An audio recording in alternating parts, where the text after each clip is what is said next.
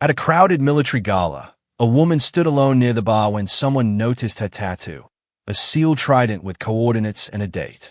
Laughter erupted. Bet she got that to look cool. Probably dated a SEAL once.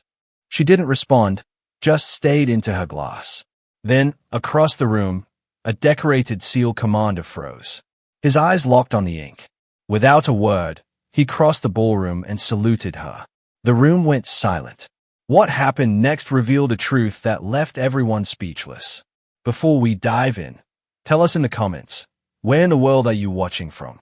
The ballroom was loud with the comfortable noise of people who belonged. Laughter spilled from clusters of dress uniforms and cocktail gowns. A live band played something forgettable near the stage. Waiters circled with trays of champagne. It was a military charity gala, the kind where everyone knew someone, where handshakes carried history, where service was worn like fine jewelry. Elena March stood near the bar, alone. She didn't belong here. Not really. Civilian clothes. No name tag. No stories to trade. Just a glass of wine she wasn't drinking and a quiet wish that she'd stayed home. Then someone noticed the tattoo. It peeked out from beneath her sleeve. A trident, black ink, clean lines. Below it, coordinates. A date. August 14th, 2012. A woman nearby nudged her friend. Whispers started. Then giggles. Look at that, one of them said, loud enough to carry. Bet she got that to look cool. Probably dated a SEAL once, another added with a smirk. The group laughed. Casual. Thoughtless. The kind of mockery that doesn't even register as cruelty. Elena didn't react. She just stayed into her glass, jaw tight, fingers white around the stem. Across the room, a man in dress whites froze mid-conversation. Commander James Corver. Decorated. Squared shoulders. Rows of ribbons across his chest. His eyes locked onto the tattoo, and something in his face changed. Without a word, he started walking. The crowd parted. He didn't blink. Didn't hesitate. Just moved through the ballroom like a man following a ghost. He stopped in front of her, and then, slowly, deliberately, he raised his hand in a crisp salute. The music stopped. The chatter died. The room went silent. Elena's hand trembled as she raised it to return the gesture. Her eyes glistened. Her breath caught. No one understood, but everyone felt it. Her name was Elena March, and nobody here knew who she really was. Not a veteran. Not military. Just a woman who'd signed a contract in 2011 and spent 2 years embedded with SEAL teams in places most people couldn't find on a map. Navy combat medic. Civilian contractor. The kind of role that doesn't come with parades or pension plans. She never talked about it. Now she worked the overnight shift at a VA hospital in San Diego. Trauma nurse. Quiet, competent, invisible. She lived alone in a studio apartment with blinds that stayed closed. She didn't go to reunions. Didn't attend veteran events. Didn't wear dog tags or bumper stickers or anything that invited questions. The tattoo was the only thing she kept. A trident. Coordinates. A date. 37.2419 degrees north, 64.3658 degrees east, Helmand Province, Afghanistan. August 14th, 2012. To most people, it was just ink. A design. Maybe a tribute to someone she loved. To her, it was a scar she wore on purpose. She'd come to the gala reluctantly. A coworker, bubbly, well-meaning, had insisted she needed to get out more. Elena didn't have the energy to argue, so she put on a dress, tied her hair back, and showed up. But she didn't belong here. Not among the polished uniforms and proud families. Not among people who wore their service like medals, who had stories they could tell, who had names on rosters and records and databases. Elena's service had been different. Classified contracts, scrubbed reports, no ceremonies, no letters of commendation, just a signature on a non-disclosure agreement and a quiet exit when her rotation ended. She was never supposed to be recognized, and for over a decade, she wasn't. She'd convinced herself it didn't matter, that what she'd done in that village was just part of the job, that she was just a body in the convoy, a pair of hands doing what needed to be done.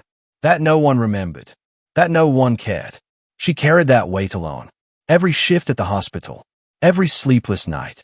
Every time she caught her reflection and saw the tattoo staring back, the coordinates marked the exact spot where everything changed, where she became someone she could barely recognize, where 3 men lived because she refused to let them die.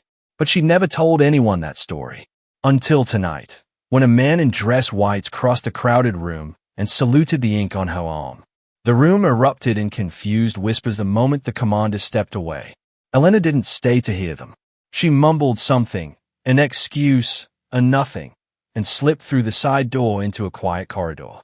The noise of the gala faded behind her. Her heels clicked on marble. Her hands were shaking. She leaned against the wall and closed her eyes. The mockery from earlier still burned. Not because it was cruel, but because it confirmed what she'd believed for years. That her service was invisible, misunderstood, easy to dismiss.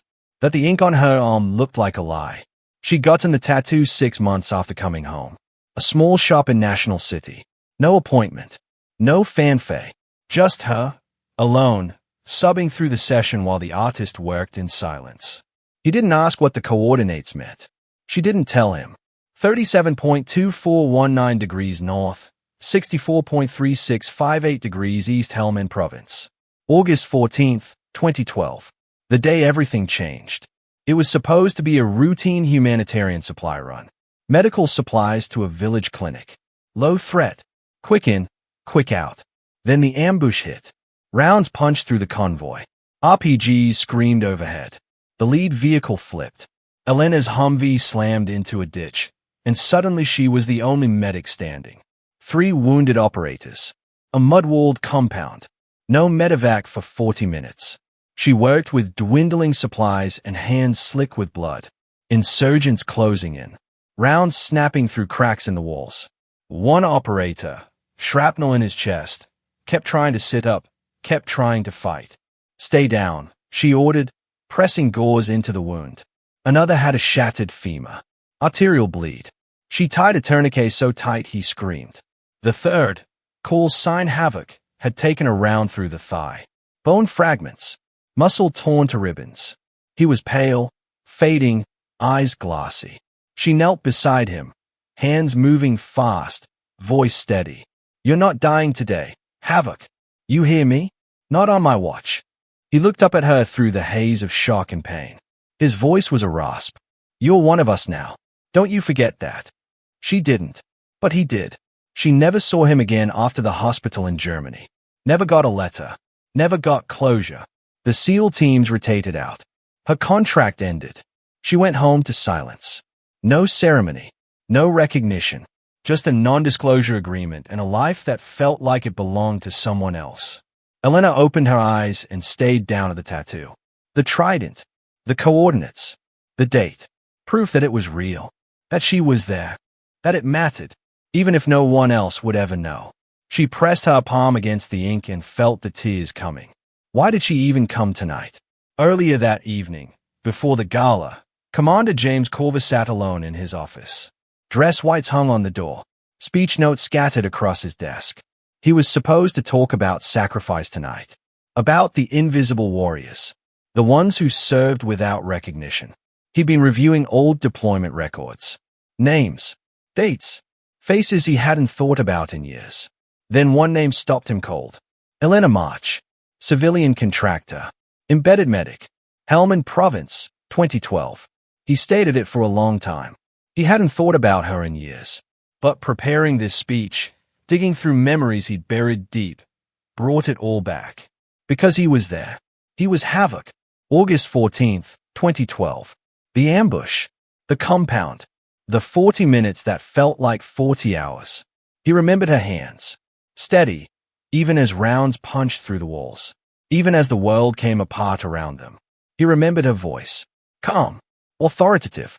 Giving orders to men twice her size like she'd been doing it her whole life. Stay with me, Havoc. You don't get to check out on my watch. He remembered the pain. The blood loss. The way his vision tunneled and his body went cold. The way he wanted to close his eyes and let go. She wouldn't let him. She tied the tourniquet so tight he thought his leg would snap off. She packed the wound with gauze and pressure and sheer willpower. She kept talking to him about anything, everything, just to keep him conscious. You got kids? Havoc. No, he'd gasped. Then you better survive long enough to have some. You hear me? He heard her. She kept all three of them alive. When the medevac finally came, she rode with them, held pressure on his femoral artery for the entire flight. Her hands never wavered. Not once. He woke up 2 days later in Germany. She was gone. No goodbye. No explanation. Just a note from another medic. The contractor rotated out. She saved your life. He tried to find her afterward. Sent emails. Called personnel offices. Searched databases. But contractor records were locked. Classified. Buried. He gave up. He moved on. He had to. But he never forgot her.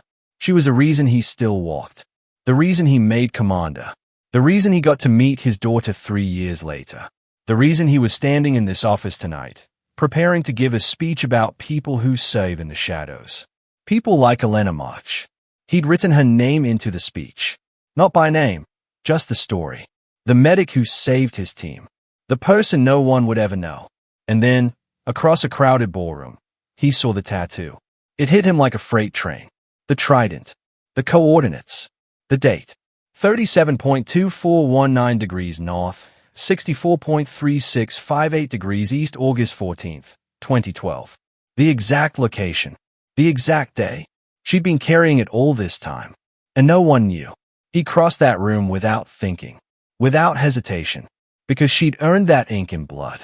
And it was long past time someone saluted her for it. The ballroom was packed. Hundreds of attendees. Media cameras in the back.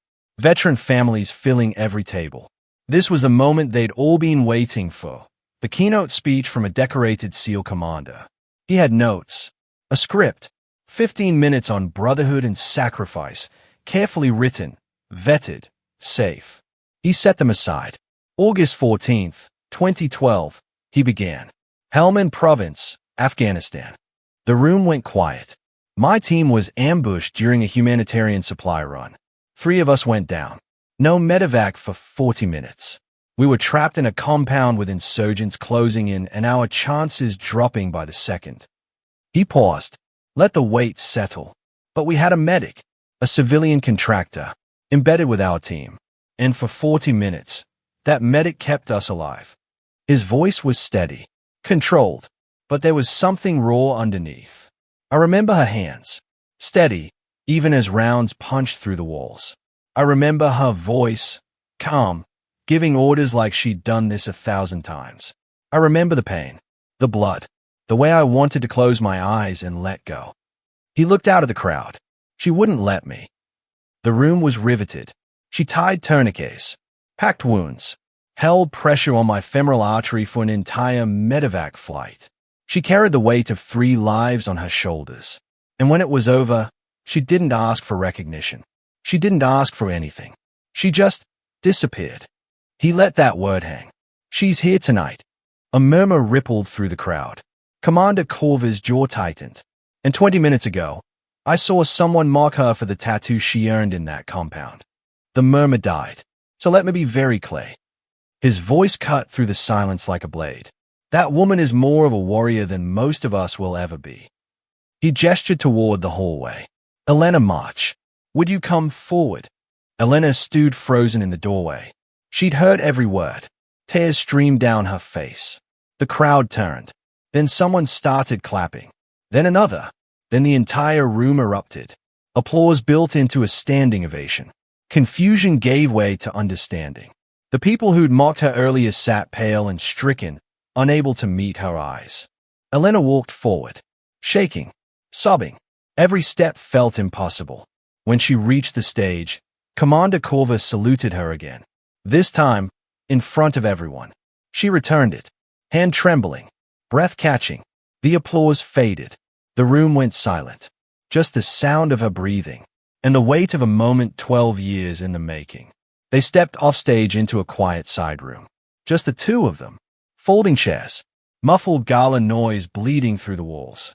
For the first time in over a decade, they talked. Really talked. Commander Corver sat across from her, leaning forward, hands clasped. I need to thank you, he said. Not in the abstract. Specifically. Elena wiped her eyes but couldn't stop the tears. You gave me my life back, he continued. I got to meet my daughter because of you. I got to walk her down the aisle last year. I got to become the man I am today, because you refused to let me die in that compound. She broke. Her hands covered her face. Her shoulders shook. I thought I didn't matter, she whispered. I thought my work was erased. That no one remembered. That I was just nobody. You were never nobody, he said firmly. Not to me. Not to the other 2 operators you saved that day. She looked up, confused. They are alive, he said. Both of them. Thriving. One runs a non-profit for wounded vets in Virginia. The other teaches at Coronado. And Elena, they've been looking for you. Her breath caught. They wanted to say thank you. We all did. But contractor records were locked. We couldn't find you. She stayed at him, stunned, silent. He leaned back, watching her carefully. Why did you get the tattoo? He asked gently. Elena looked down at her forearm. The trident. The coordinates. The date. Because I needed proof it was real, she said quietly. That I was there. That it mattered. Commander Corver nodded. It mattered, he said. You mattered. The words landed like a weight lifting. She exhaled. Long, shaky, deep. For the first time in years, she felt something shift inside her chest. Something loosening. Something letting go. She didn't have to carry it alone anymore. Before they left, Commander Corver reached into his jacket and pulled out a card. 2 names. 2 phone numbers.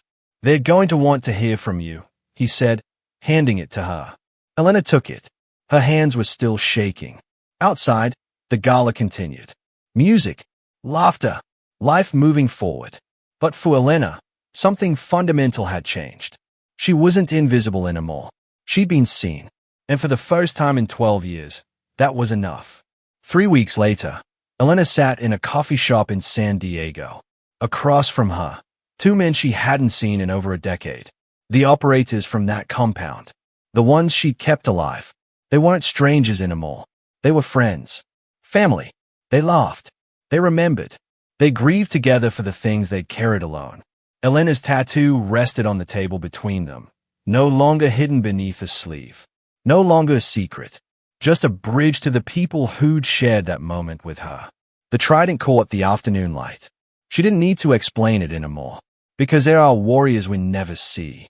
Medics, contractors, translators, support staff, people who carry the weight of war without the recognition, without the parades, without the medals.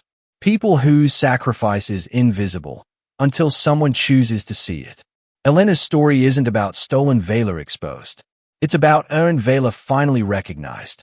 It's about the quiet courage of those who serve in the shadows, who hold the line, who save lives, who go home to silence and believe they didn't matter. But they do.